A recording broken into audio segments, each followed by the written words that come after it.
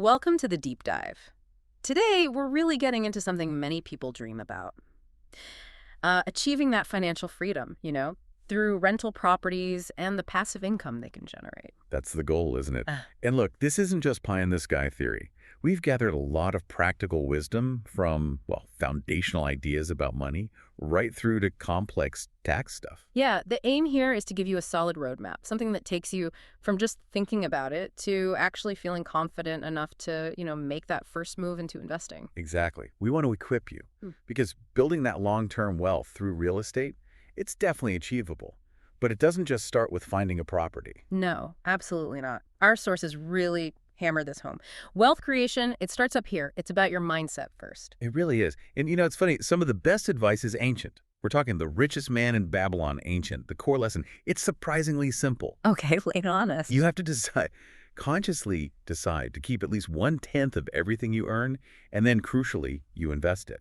Keep a tenth and invest it. It sounds simple, but it fundamentally shifts how you see money, doesn't it? Completely. The way this source puts it is just brilliant. Every piece of gold, every dollar you save becomes like a slave that works for you. Okay. And then every cent that dollar earns, that's its child. And that child starts working for you too. You're building this army of earners. It's all about compounding. And the power of starting early with that compounding is just staggering. Oh, it's huge. The difference between starting investing at, say, age 20 versus waiting until 30, we're talking potentially millions of dollars difference over a working lifetime. Time is your biggest ally here. There's that famous story about the purchase of Manhattan Island, right? The $24 in trinkets. Yeah, it's a classic illustration. If that tiny amount had just been invested at a pretty conservative 8% return annually, What would it be worth? by the mid-90s, something like $28 trillion. That's I bet it's unbelievable. $1 trillion. That's mind-boggling. But what's the practical point for someone listening right now? The point is, start now and track your growth. Identify your compound annual growth rate, your CAGR. That Manhattan example isn't just history trivia. It shows that small amounts, consistently invested over long periods, blow away any big, splashy investment made late in the game. So in real estate, tracking that KKR, the cash flow, the appreciation, the loan being paid down, that helps you see that your real asset isn't just the bricks and mortar. Exactly. Your greatest asset is time in the market, letting that compounding work its magic. And you really need that intentional long-term view because, let's be honest, the statistics for retirement aren't great, are they? They're pretty sobering, yeah. If you look at like 100 people starting their careers, the data suggests only about 5% actually reach financial security or wealth by the time they retire, Only 5%. which means the other 95% are either still working, struggling, or dependent on family or government support. It's not a great picture. So taking intentional action, like investing in real estate, is a way to consciously try and put yourself in that top 5%. It's one of the most proven paths, definitely. So let's dig into why real estate works so well for wealth building. Okay, so when people think rentals, they usually think monthly check, right? The cash flow. But that's really just the beginning. Oh, absolutely. Cash flow is great, don't get me wrong. That monthly profit, after all the bills are paid, essential. But it's only one piece of a four-part puzzle. 4 parts. What are the other 3? You've got appreciation, the property, hopefully increasing in value over time. Then there's loan paydown. Your tenant is essentially paying off your mortgage for you, building your equity. Okay, appreciation, loan paydown, and the 4th. And this is a big one, significant tax advantages. This is where real estate really shines. Right. Let's spend some time here because this tax stuff, especially depreciation, seems almost like magic. How does that work? It's kind of the secret sauce. Hmm. The moment you place a property in service as a rental, the IRS basically says, okay, that building is wearing out, even if you're actually fixing it up and making it nicer. Right. So they let you legally deduct a portion of the building's value each year over its useful life, typically 27.5 years for residential rentals. It's a paper loss. A paper loss. So let's say the property actually made $5,000 in cash profit this year after expenses. Mm-hmm. But because of depreciation, the IRS might let you report, what? A loss. Exactly. You might calculate a depreciation deduction of, say, $7,000. So on paper, you show a $2,000 loss for tax purposes, even though you pocketed $5,000 cash. Wow. And that paper loss can do what? Well, depending on your income and your level of involvement, whether you qualify as a real estate professional in the IRS's eyes, That paper loss can potentially offset income from your regular job. So it could lower your overall tax bill significantly. It can, yeah. Plus, the income you do get from rent is often taxed differently, usually at lower rates, than the salary you earn from a 9-to-5 job. So same gross income, say 100K, but the real estate investor likely takes home more after taxes than the regular employee. Very likely, yes. Yeah. The system is kind of set up to reward long-term real estate holding. Okay, so it's structured well for investors. How do the returns stack up against something like, say, just putting money in the stock market? Good question. Over the very long haul, we're Right. talking 25 years. Plus, the stock market has historically averaged a bit over 10% per year, which is solid. Yeah, not bad at all. But dedicated real estate investors, they're usually aiming higher. The sources we looked at suggest targeting a total return on investment of 15% or even more per year over the entire life of the deal. And that 15% isn't just the rent money coming in, right? No, absolutely not. That's the total annual return. You have to factor in everything. The cash flow you collect each year, the amount the mortgage principal goes down thanks to the tenant's rent, that's the loan paydown, and the profit you make when you eventually sell. So you're using leverage from the bank, the tenant's rent payments, and these tax breaks to juice the overall return. That's the strategy. You're combining all those elements to hopefully achieve a much higher yield than you could get from just a passive stock investment. Okay, that combination of leverage and multiple return streams leads us nicely into a really popular scaling strategy, the BRRR method. Yes. BRRRR. Buy, rehab, rent, refinance, repeat. It's designed specifically for rapid, almost geometric growth. Geometric growth, explain that. It's faster than just buying one property than another, right? Much faster. Yeah. Linear growth is adding one property at a time. Geometric growth is about multiplying your efforts. The BRRR strategy allows this because the goal isn't just to hold the property, it's to force the appreciation through rehab, then pull your original capital back out via the refinance. So you get your initial investment back to go buy the next one. Exactly. Or even more than your initial investment sometimes. That's the repeat part. But how do you achieve that consistently? Wow. The sources map it out. First, get crystal clear in your buying criteria what makes a good deal for you. Second, don't rely on just one real estate agent. Teach your criteria to several agents, maybe 3, 4, 5, who are hungry and looking for deals for you. Okay, multiply your eyes and ears. Right. Third, eventually, you'll likely get more good deals flowing in than you have cash for at that moment. What do? You wholesale the extra ones. Wholesale, meaning you put it under contract and sell the contract itself to another investor. Precisely. For an assignment fee. That fee becomes capital you can use for your own deals. And fourth, all this activity, this volume, helps you build relationships with lenders who understand this model and offer better terms, especially on the refinance. That refinance step seems absolutely critical. You mentioned it's about the lender's formula. It's everything. You need a lender who will give you a loan based on the after-repair value, the ARV of the property, not just what you paid for it, plus rehab costs. So loan to value, LTV, not loan to cost, LTC. Why is that difference so vital? Because it dictates how much cash you can pull back out. Let's run numbers. Say you buy a fixer-upper for $70,000. Okay, You put $30,000 into fixing it up, so you're all in for $100,000. got it. Now, you've done a great job, rented it out, and it appraises for $150,000. You forced that appreciation. Nice. $50 equity created. Right. Now, if your lender offers a 75% LTV cash-out refinance, they lend you 75% of the $150,000 appraisal value. That's $112,500. So you pay back your $100,000 cost. And you walk away with $12,500 in your pocket, plus you still own the property that's now generating cash flow, and you did it with none of your own money left in the deal, essentially. That's the ideal scenario. What if the lender used LTC instead? Big difference. If they only lend based on your cost, $100,000, a 75% LTC loan gives you only $75,000 back. Ouch. So you'd still have $25,000 of your own cash stuck in that property. Exactly. And that $25,000 you didn't get back creates massive drag. It slows down your ability to buy the next property and the next. That's why finding LTD lenders is key to that geometric repeating growth. If a lender insists on LTC, you either need a super high percentage, like 95% or more, or you just have to find another lender. That recycled capital is the fuel. Okay, we've got the philosophy, the strategy, like BRRRR. Now, where do we actually find these deals? People talk about market analysis, demographics, but the consensus seems simpler. It boils down to one main thing: follow the jobs. Seriously, jobs are the absolute #1 driver of housing demand. People move for work. End of story. So forget digging through endless census reports. Mostly, yeah. Ask the simple questions. Hmm. Are companies moving into this area or expanding? And maybe more importantly, what kind of jobs are they? What's the difference? A job's a job, right? Doesn't any growth help? Not quite equally. Stable, well-paying jobs, think tech, healthcare, specialized manufacturing, suggest tenants who can afford rent increases and are likely to stay longer. Areas relying solely on, say, temporary construction jobs might be riskier long-term. Look at actual employer announcements, not just city projections. Makes sense. And the sources also highlighted a risk difference between types of rental markets, specifically comparing standard rentals to short-term vacation rentals. Right.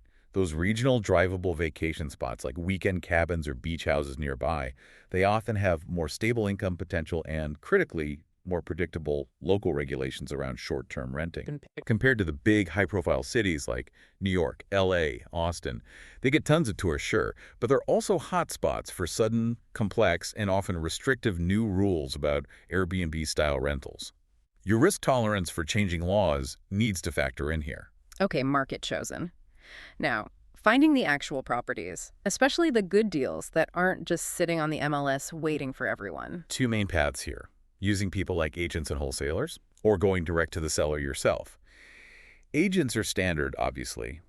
Wholesalers are interesting. How do they work again? A wholesaler is basically a deal hunter. They find a property, usually deeply discounted, get it under contract with the seller, and then they sell you the right to buy that property, assigning the contract over to you for a fee. Sounds like a shortcut to a good deal. What's the catch? The catch is they're usually just deal finders, transaction focused. Okay. They're probably not going to help you find reliable contractors or property managers or navigate local issues. A good agent often brings that network. With a wholesaler, you get the deal, but the support structure is usually on you to build. So, speed and price versus network and support. What about going direct? Finding owners, selling themselves? That's about making yourself visible and being a problem solver. Sure, look for FSBO signs for sale by owner, but more powerfully, tell everyone you know you're buying. Friends, family, work colleagues, your plumber, whoever. Let them know you're serious. And when you find someone who might sell, focus on why they're selling. Exactly. It's often not just about the highest price. They might be facing foreclosure, divorce, inherited a property they don't want, dealing with problem tenants, or, like one example in the sources, facing big fines from code violations. Ah, the code violation example. How did that play out? The investor found a seller who was just desperate to get rid of the property, but they owed thousands in city fines they couldn't pay. So the investor made a cash offer, not necessarily a high one, but structured it so part of the cash went directly to pay off those violations at closing. So the seller could walk away clean, even if the net amount wasn't huge. Precisely. The investor solved the seller's biggest problem, which wasn't just price, it was the liability and headache. That's creative acquisition. That negotiation skill is key. Let's say you make an offer, maybe $8,000 on a small lot or something, and the seller's broker comes back way higher, like $10,750. How do you respond without just caving? You have to be firm but fair. You acknowledge their counter, maybe say something like, okay, I appreciate the feedback, but you reiterate your position. You might increase slightly, maybe to $9,000 in that case, to show some movement reciprocal concession. But you don't jump to their number. No way. You make that small bump, and then you basically signal you're ready to walk away if that doesn't work. Yeah. You're testing their motivation. Is that $10,750 real or just an anchor? Often, if they really need to sell, they'll come down closer to your number once they see you're serious and have a limit. Willingness to walk is your best negotiation tool. Okay, deal negotiated. Now, financing. This is where it gets tricky for investors because the loans are different from buying your own home. Totally different ballgame. Owner-occupied loans, the ones you get for the house you live in, they often have lower interest rates, lower down payments, easier qualification. Yeah, maybe 5.5% to 6.5% interest, something like that. And for an investment property. Even with great credit, you're probably looking at higher rates, maybe 6.75% to 7.5% or more, and usually a bigger down payment, like 20-25%. Banks see investment properties higher risk. Which is why that house hacking idea is so popular for starting out, right? Buy a duplex or triplex, live in one unit. Exactly. That way you get the better owner-occupied financing on the whole building for your first deal. It's a smart way to start leveraging. But once you're buying properties you don't live in, you often need other options besides big banks. What are some key alternative financing techniques? The goal is often to work directly with the seller or smaller institutions. Big ones include owner will carry, OWC. You basically ask the seller to be the bank. You make payments directly to them. Often involves a balloon payment, the full remaining balance due in maybe 5 or 10 years. Okay. Seller financing. Contract or deed. Similar, you make payments to the seller, but they keep the actual legal title to the property until you've paid the entire price. It's common if the buyer can't get a bank loan easily. Right. Wraparounds. This is the type of OWC where the seller has an existing mortgage. They leave it in the place, and you pay them an amount that covers their old mortgage payment plus some extra. Your new loan wraps around the old one. A bit complex, needs careful setup, lease options, lease purchase. You rent the property but also buy the option to purchase it later at a set price. Gives you control now while you maybe save up or fix your credit to qualify for the actual purchase down the road. Those sound really useful for deals that don't fit the standard bank box. What if you were trying for a bank loan, but the underwriter is hesitant? You mentioned compensating factors. Yeah, underwriters look at the numbers, but they also look for story. If your credit score is borderline or maybe your income documentation is a bit unusual, you can provide extra stuff to, well, compensate. Letters. A strong letter from your boss confirming your job stability and future prospects. Letters from community leaders, maybe your minister, vouching for your character. Proof of paying rent on time to previous landlords for years. Anything that paints a picture of you being reliable and trustworthy, despite maybe not ticking every single box perfectly. Got it. Building the narrative. Now, specific loan types.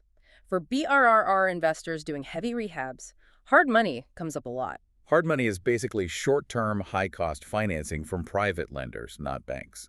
It's asset-based, meaning they care more about the property's potential value than your personal credit score. So good for rundown properties banks won't touch. Exactly.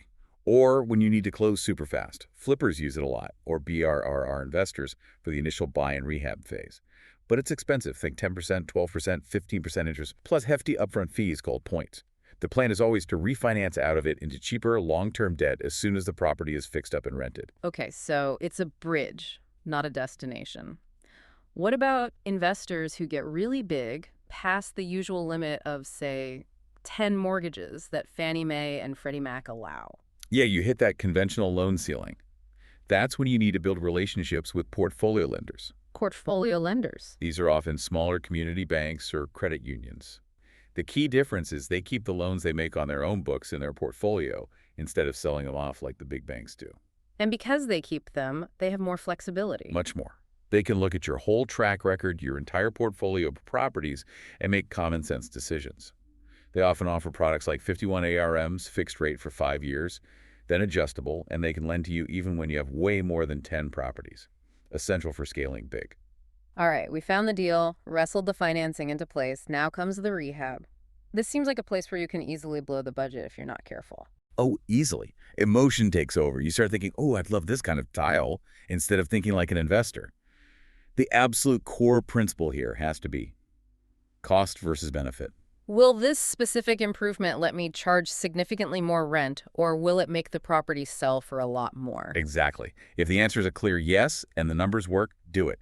If it's maybe or just because I like it, skip it. Ruthless focus on ROI. The sources had some great specific hacks for this. The cabinet one is clever. Yeah, cabinets can make or break a kitchen's appeal, but full replacement is pricey. If the cabinet boxes themselves are solid, just worn or dated looking, don't rip them out. What do you do? Replace only the doors and the drawer fronts. Get new modern ones. Then just paint the existing cabinet frames to match. It looks like a brand new kitchen for way, way less money. Maximum visual impact, minimum cost. Smart. Countertops too. You mentioned granite and quartz are cheaper now. Much cheaper than they used to be. They've gone from a high-end luxury to almost a standard expectation in many markets. They look great, signal quality, and really do influence renters and buyers.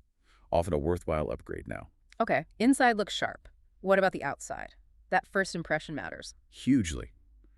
Curb appeal is real. Basic cleanup is non-negotiable. Get rid of any trash, old lumber, junk cars, anything that looks messy or neglected around the grounds. Parking areas, walkways. That costs almost nothing but makes a big difference. And then landscaping. The sources suggested that has a really high ROI long term. It does, especially if you're planning to hold the property. Planting relatively inexpensive small shrubs, hedges, maybe a tree or two. When they mature over a few years, they can make an average-looking building seem much more established and appealing. The estimate was something like a $10 return for every $1 spent on landscaping, realized when you eventually sell. It creates perceived value. Good tip. For investors managing their own rehab budgets, there were some practical numbers in the sources too about materials and labor. Yeah, always factor in waste, especially for flooring. Budget out 10% extra material for tile, laminate, vinyl, because you will have cuts, mistakes, weird angles. Don't get caught short. And labor costs for something like vinyl flooring. The numbers given were around $4 to $6 per square yard for installing rolled vinyl or linoleum. If you're using vinyl squares or tiles, it was cheaper, maybe $1.75 to $1.25 per square foot. Knowing these local labor costs beforehand is crucial for accurate budgeting. Okay, rehab's done. Now it's about presenting its staging, whether for rent or sale. Staging is all about making it easy for the prospect to imagine themselves living there, which means you need to get your personality out. Take down the family photos and the quirky art collection. Pretty much, yeah. The sources call it pre-packing, basically. Declutter ruthlessly. Anything highly personal, overly specific, or just plain cluttered makes it hard for someone else to mentally move in. You want neutral, clean, inviting. The goal is a space that just feels good when you walk through. Exactly. Yeah. Uncluttered, balanced, allows the features of the home to shine. And you need to tailor it a bit. Staging for, say, millennials might look different than staging for baby boomers. Think about your target demographic. Like the example of making a traditional colonial living room feel fresh with contemporary furniture. Right. You're not trying to make it look like a museum piece. You're trying to make it appealing today by blending styles thoughtfully to create energy and highlight the home's best features for the likely buyer or renter. Okay, the property looks fantastic, but it's worthless without good tenants. This brings us to management, starting with that absolutely critical step, tenant screening. This is where you make or break your investment, honestly.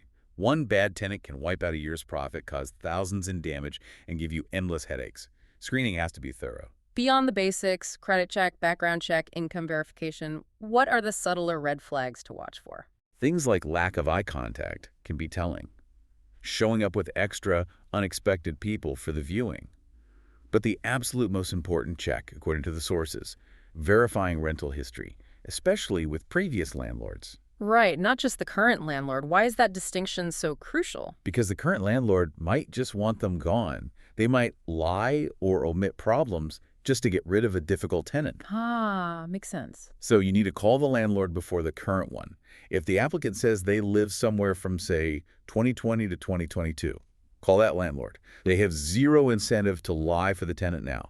If their previous landlord gives a bad reference, late payments, damage, complaints, that's a massive warning sign. Run away. Okay, found a good tenant. Now, the lease agreement. This is the rule book. It's your legal backbone. It must be specific to your state's laws, and it needs to be detailed. Spell out everything. Rent due date, late fees, pet policies, maintenance responsibilities. 2 absolutely critical clauses. What are they? First, require the tenant to have renter's insurance. This protects them, but also reduces your liability if their negligence causes damage. Second, very clear clauses about landlord access. Why is defining access so important? You need to specify when and why you can enter the property. For emergencies, obviously, but also for scheduled inspections, repairs, and crucially, for showing the unit to potential buyers, new renters, or appraisers later on with proper notice. Without that clearly stated in the lease, you risk disputes or even legal trouble if you need to get in. Okay, lease signed. Smooth sailing? Probably not. Let's talk late payments. It's going to happen.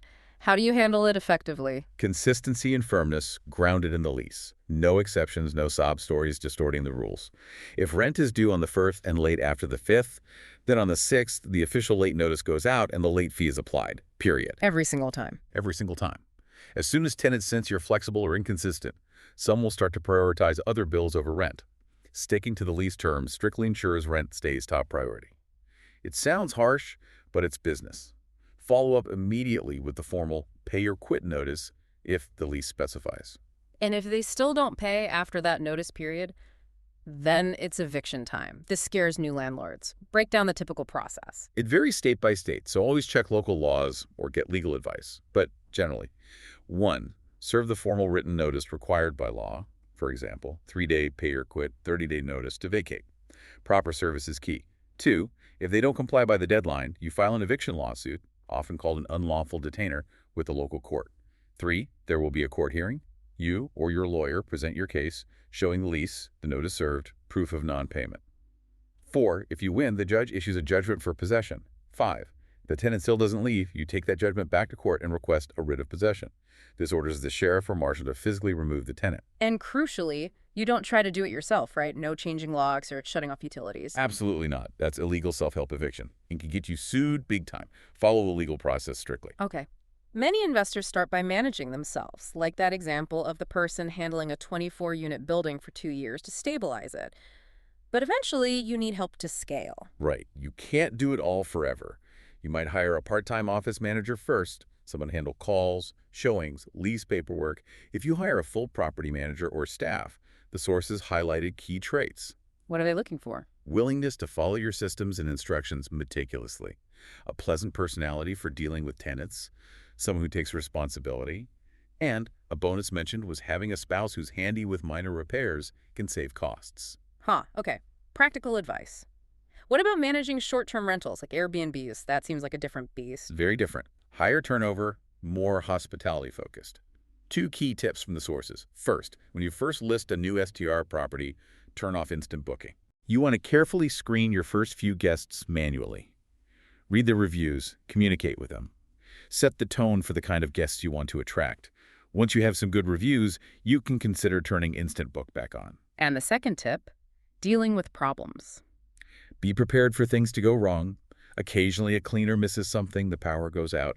The key is grace and quick, generous solutions. The example was great. If guests arrive and the place wasn't cleaned, don't just apologize. Call a local restaurant immediately. Buy the guests dinner on your dime over the phone. Tell them to go enjoy it and get the cleaner over there right now while they're out. Turn a potential disaster into a wow service moment. Exactly. That's how you get 5-star reviews, even when things aren't perfect. Before we move to the really advanced stuff, let's touch on the big picture, the institutional side of real estate. There are lessons there too, right? Like the Stuyvesant Town deal. Oh yeah, Stuyvesant in NYC is a classic case study in hubris. Huge institutional investors bought this massive apartment complex for billions, like $5.4 billion. Their entire financial model was based on one huge assumption, that they could rapidly kick out existing tenants from rent-regulated apartments and jack up the rents to luxury market rates. They projected huge income growth, right? They projected nearly tripling the income in just a few years. But they were completely wrong about 2 things. What were they? How quickly deregulation would actually happen and how many people would actually pay top dollar for fairly old apartments without modern amenities. They ended up with hundreds of vacant, overpriced units, couldn't make the massive debt payments, defaulted. A huge cautionary tale about overly optimistic projections, especially regarding market rents and regulations. Definitely. And it ties into another point the sources raised about the urban context. While we often focus on the investment side, we need to acknowledge the social realities. You mean things like eviction rates? Yeah. The data shows that in many disadvantaged urban neighborhoods, eviction is incredibly common and a major source of instability for families and communities. It's a complex issue, and while gentrification gets headlines, concentrated poverty is often the bigger challenge. As investors, our practices do have an impact. That's a really important point to keep in mind. Okay, let's shift gears to protecting the wealth you build, advanced strategies for taxes and asset protection. Once you start building real equity and cash flow, minimizing taxes and protecting yourself from lawsuits becomes paramount. The #1 tool for tax deferral is the 1031 exchange. The like-kind exchange, how does that work again? In simple terms, if you sell an investment property, Section 131 of the tax code allows you to postpone paying capital gains tax on your profit if you reinvest those proceeds into another like-kind investment property. Sounds amazing. What are the catches, the big rules? 2 huge ones. First, you absolutely cannot touch the money from the sale yourself. It has to be held by a neutral third party called a qualified intermediary, QI, during the exchange period. Okay, QI holds the cash. What's the second rule? Strict deadlines. From the day you close on selling your old property, you have only 45 calendar days to formally identify in writing to the QI the potential replacement properties you might buy. You can identify up to 3 usually. 45 days. That's fast. It is. And then you have a total of 180 calendar days from the original sale date to actually close on the purchase of one of those identified properties. Miss either deadline, even by a day, and the whole exchange fails and the tax becomes due immediately. Wow. Precision is key.